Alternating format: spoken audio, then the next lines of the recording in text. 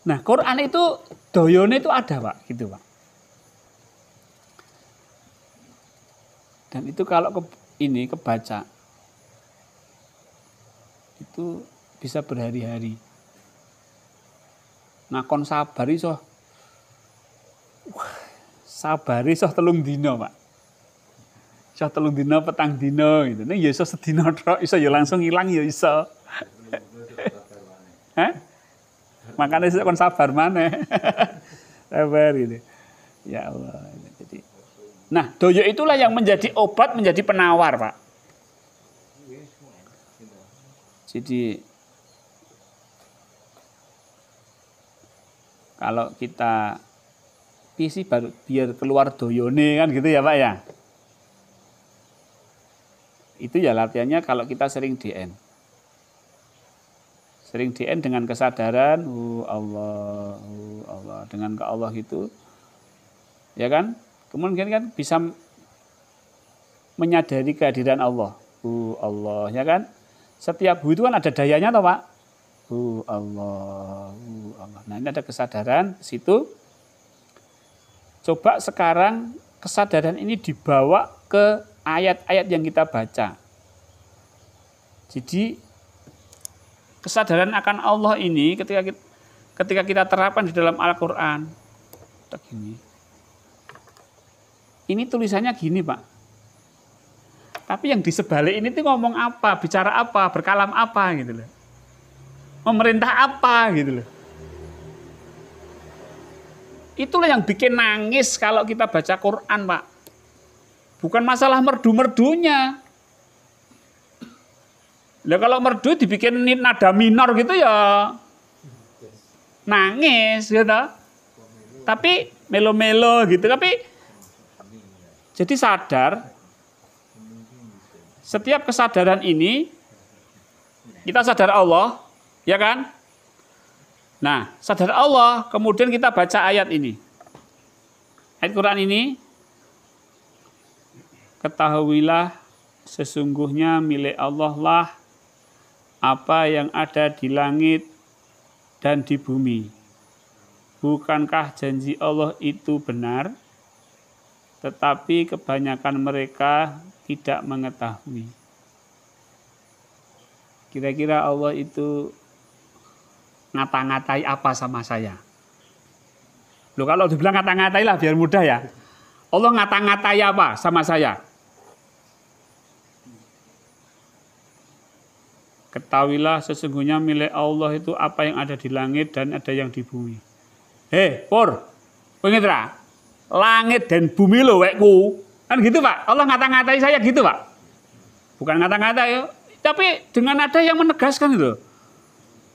Katakanlah, ketahuilah kan seolah-olah, hei, ngerti ra? Kan gitu, Pak. Hei, ngerti ra? Gitu, sesungguhnya, ngerti ra, Pur? Langit bumi lho, wekku, ngerti ra ta jane? Ngerti ta? Jadi rada ana emosine gitu loh, Gusti Allah itu, Pak. Sebabnya apa? Purwanto kebangetan tenan. Wah, dari bola-bali orang gugu-gugu. Makanya teruskan.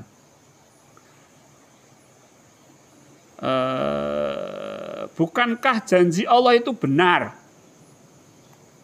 Aku ngomongnya seorang ngapusi. Janjiku mesti bener loh. Wah, ada emosi nih Gusti Allah ini, Pak. Ya toh, sangke Purwanto kebangetan loh. Jangan mudeng-mudeng tenan. Ini bahasa manusia ya, Pak ya. Terus, ya itu kan. Tetapi kebanyakan mereka tidak mengetahui.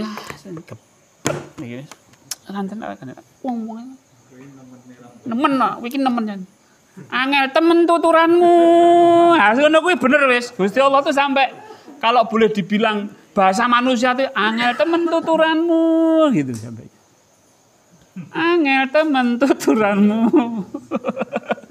Kuada nih angel telah. Ya Allah, kan ketika saya digitukan sama Allah kan, ya Allah ampuni saya, ya Allah nggih. Sampai nangis. Karena ya Allah, kok sampai segitunya Allah tuh ngata-ngatai saya gitu. Lho nek dikata-katai Allah seperti ini kan ya nancepe suwe to, Pak. Wong dikata-katai guru saya aja nancepe ya suwe, apa meneh ini Allah gitu loh, ya Allah. Lho apa ya? Mosok aku ora percaya karo Gusti Allah iki. Mosok aku jek wedi lho. Masalah rezeki, masalah mosok aku jek wedi lho. Wong Allah itu yang memiliki langit dan bumi dan janji Allah tidak akan diingkari. Tapi kebanyakan mereka itu ya termasuk saya toh, Pak. Ya termasuk kowe kuwi. Ro kanca-kancamu. Tapi kanca-kancamu rasa disebut, ngono dadak duting. Wis ngene wae ngene. Kuwi kebangetan. Nah, itu. Itu apa namanya? Kebanyakan mereka tidak mengetahui. Nah, itu kita baca itu loh Pak apa? Tadi ya. Kesadaran akan Allahnya itu sedang apa bicara apa sama saya di balik ayat yang terbaca ini. Tapi kalau kita tidak sadar Allah ketika membaca, gitu, tidak menyadari Allah berkata apa ya, biasa aja. Ketahuilah sesungguhnya milik Allah apa yang ada di langit dan bumi. Oh iya ya. Bukankah janji Allah itu benar? Tetapi kebanyakan mereka tidak mengetahui. Oh iya. Terus ngono serana kesane apa-apa mung oh ya tok. Gitu, Pak. Coba ini kita pelajari sama-sama, Pak. Nanti jenengan bukteki. Jadi di sini itu ya, Pak. Ini, Pak. Jadi Allah itu marahi kita itu sebenarnya dandani kita, Pak. Ya nomor pertama yang dandani iman tauhid. Ya kata Pak. Loh, di langit dan bumi itu duweku. Punyaku kan berarti membenahi kita loh. Kowe kurang iman masalahnya. Nek kowe di masalah ngene iki sebabnya kowe kurang iman ngono wae wis. Nah, berarti membenahi kita. Ya.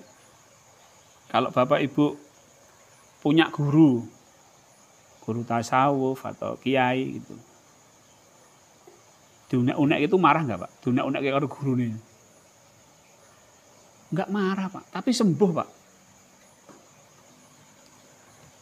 Ini saya pernah Pak ke seorang kiai ini ya kiai aneh ya kiai sak karepe dhewe lah. Tapi beliau memang perkataannya itu memang mandi gitu ya. Jadi saya itu waktu silaturahmi itu ada beberapa tamu itu. Ya salah satunya ada ini tamunya. Ya saya diem aja toh Pak, wong tamunya itu dipisu-pisui sama kiainya. Kowe lon Hah? Gitu Pak, aku diem toh Pak, wong dimarahi aku diem. Enggak ada apa-apa, enggak ada kabar apa-apa, tiba-tiba kayaknya bilang gitu Pak. Saya diem aja. Terus kita sholat duhur, wudu bareng Pak. Saya wudu, dia wudu di samping saya. Nggih, ya ini leres sih. Kula tobat sak niki. Kula mboten wonten melih berbuat yang tidak baik itu tadi. Jadi ternyata perkataan Pak Kiai tadi menyembuhkan.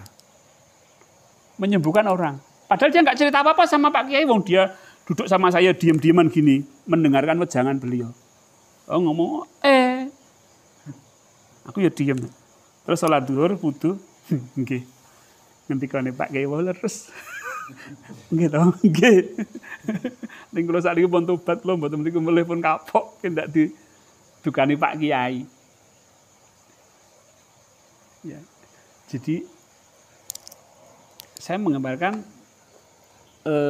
kalau di Quran itu Allah mengata-ngatai kita dengan kurang beriman, kamu ini tidak percaya, itu ya artinya menyembuhkan seperti Pak Kiai tadi ya menyembuhkan ternyata. Nah ini yang Bapak Ibu, jadi waskita Quran itu dibaca pada sampai apa yang Allah bicarakan. Nanti di situ Bapak Ibu, kadang-kadang Allah tuh bicara lain.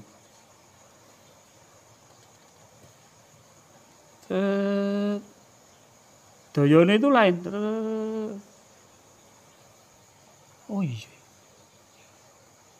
Jadi makanya minggu lalu saya ceritakan itu, saya diajak bapak saya itu ke seorang kiai yang ahli gini, karena kehilangan barang ya, nanti barangmu pulang. Beliau baca biasa Pak, gini, engkau barangmu. Nah saya yakin di situ pasti ada satu informasi yang Allah beritakan di dalam ketika Mbah Kiai ini membaca Al-Quran. Sampai beliau diberitahu sama Allah bahwa barangnya bapak saya yang dicuri orang itu bakal kembali lagi. Nah ini kan berarti kayak di luar gini toh Pak. Tapi ya mungkin saja Pak, ketika beliau berkomunikasi dengan Allah melalui Al-Quran begini, Tatak baru memahami gini, dayanya dia membaca dua sisi, dari sisi terjemah, dari sisi artinya, dan dari sisi ilhamnya. Beliau begitu. Oh ini.